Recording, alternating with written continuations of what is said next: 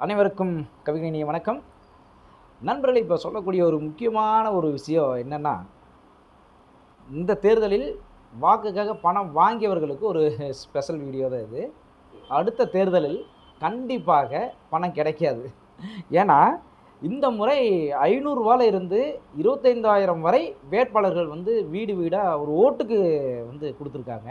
அடுத்த முறை பணம் குடுக்க மாட்டாங்க அப்படின்னு சொல்றேன்னா, இந்த முறை பணம் வாங்கிட்டு நேர்மாறா ஓட்டுகள வந்து மக்கள் போட்டிருக்காங்க. ரூ. 5,000 முதல் 25,000 வரை வாங்கிய வாக்காளர்கள் அனைவரும் பல பேரு வந்து பார்த்தீங்கன்னா மாத்தி போட்டிருக்காங்க.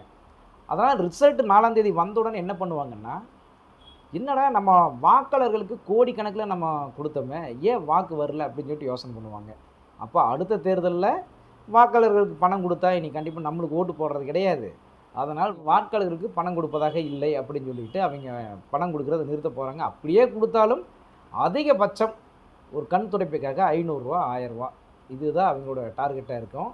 நான் சொல்றது உண்மையோ பொய்யோ, கண்டிப்பா இது நடக்க தான் போகுது. இந்த வீடியோவ வந்து நீங்க சேவ் பண்ணி வச்சுக்கோங்க. மீண்டும் அடுத்த காணொளியில் சந்திப்போம். நன்றி, வணக்கம்.